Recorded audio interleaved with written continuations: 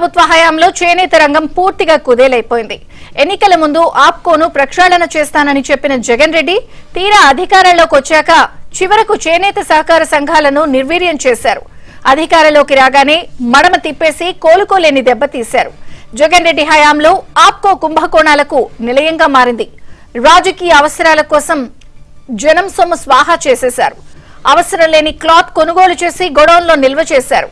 ఇప్పటికీ సొసైటీల వద్ద కోట్లాది రూపాయల విలువైన సరుకులు మూలుగుతున్నాయి. కరోనా సమయంలో మాస్కుల వ్యవహారంలో కూడా కక్కుర్తిపడిన సంఘటనలు తీవ్ర సంచలనం రేపాయి.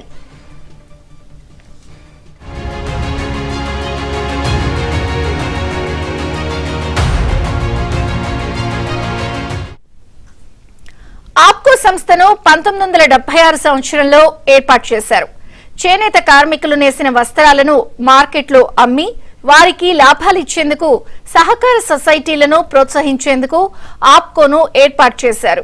అయితే గత 5 సంవత్సరాల కాలంలో అడ్డదిడ్డమైన కొనుగోళ్లతో పాటు అవసరం లేని క్లాత్ ను కొనుగోలు చేసి గోడౌన్లలో నిల్వ చేశారు. కమిషన్లకు కక్కుర్తిపడిన కొందరు ఉద్యోగులు అప్పటి ప్రభుత్వ నేతల ఆదేశాల మేరకు వ్యవహరించిన సంస్థను నష్టాల్లోకి నెట్టారు. చివరకు కరోనా సమయంలో మాస్కుల వ్యవహారంలో కూడా కక్కుర్తిపడిన సంఘటనలు కూడా ఉన్నాయి. కొన్ని ప్రాంతాలలో అరాకొరగా పవర్లూమ్ క్లాత్తో కుట్టించిన మాస్కులు సప్లై చేసి కోట్ల రూపాయలు స్వాహా చేశారని పెద్ద ఎత్తున ఆరోపణలు వచ్చాయి.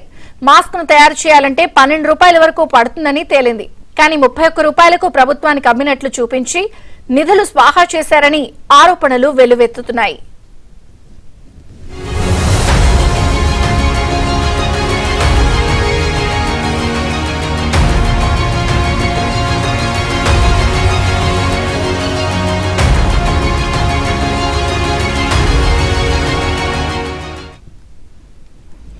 ఈ విషయంలోనే ప్రశ్నించిన ప్రభుత్వ డాక్టర్ అయిన సుధాకర్ ను జగన్ ప్రభుత్వం హింసించి ఆయన మృతికి కారణమైంది అన్న ఆరోపణలు కూడా ఉన్నాయి.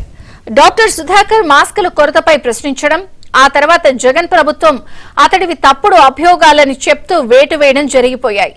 ఆ తర్వాత కొంతకాలం ఆయన కనిపించడం లేదు. తర్వాత ఆయన మద్యం మత్తులో రభస సృష్టిస్తున్నారు అన్న ఆరోపణతో పోలీసులు అరెస్ట్ చేశారు. ఆ తర్వాత డాక్టర్ సుధాకర్ ను చికిత్స నిమిత్తం ఆసుపత్రికి తరలించిన పోలీసులు ఆయనపై మెంటల్ రోగిగా ముద్ర వేశారు. అక్కడ కూడా తనను వేధిస్తున్నారంటూ ఆయన పలుమార్లు లేఖలు రాశారు. చివరకు డాక్టర్ సుధాకర్ గుండెపోటుతో మృతి చెందారు.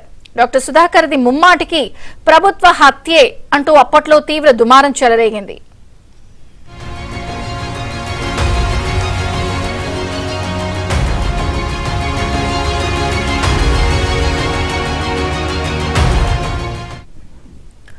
చివరకు 2024 ఎన్నికలకు ముందు కూడా తెలంగాణలో తయారైన దుప్పట్లు, టవల్స్, బెడ్షీట్లు వంటి 20 కోట్ల రూపాయల వస్త్రాలను కొనుగోలు చేసి ఆప్కోను దెబ్బతీశారు అన్న విమర్శలున్నాయి.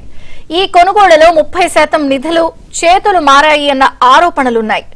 ఆప్కో వస్త్రాలను 50% డిస్కౌంట్ తో షోరూం ద్వారా అమ్మినట్లు రికార్డులు చూపించి అవే వస్త్రాలు మళ్లీ ప్రొక్యూర్మెంట్ తో 100% మొత్తంతో కొనుగోలు చేశారు అన్న ఆరోపణలు కూడా వచ్చాయి.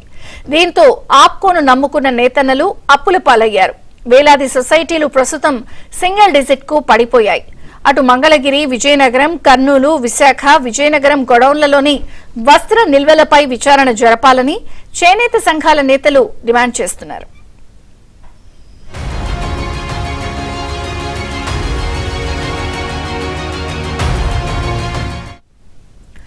మరోవైపు జగన్ ప్రభుత్వం థర్డ్ పార్టీలను ఎంకరేజ్ చేసి తమకు అనుకూలమైన వారి నుంచి వస్త్రాలు కొనుగోలు చేసి ఆప్కో దుకాణాలకు సప్లై చేశారు అన్న ఆరోపణలు ఉన్నాయి. చేనేతల నుంచి కొనుగోలు చేసిన క్లాత్ కు డబ్బులివ్వకుండా థర్డ్ పార్టీల నుంచి కొనుగోలు చేసిన వారికి వెంటనే పేమెంట్లు ఇచ్చారన్న విమర్శలు ఉన్నాయి. డబ్బులు ఆలస్యంగా రావడంతో నేతన్నలు తీవ్ర ఆర్థిక ఇబ్బందులు ఎదుర్కొన్నారు.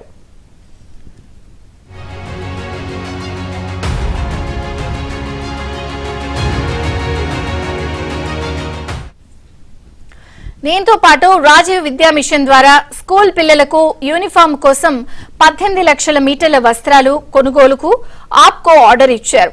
ఆప్కో బైలాకు అనుగుణంగా చేనేత సహకార సంఘాల ద్వారా చేనేత కార్మికులు నేసిన క్లాత్ మాత్రమే కొనుగోలు చేయాల్సి ఉంటుంది.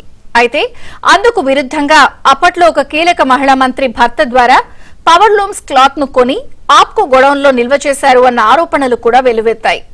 ఇందులో కోట్లాది రూపాయల అవినీతి జరిగిందన్న వార్తలు వినిపిస్తున్నాయి.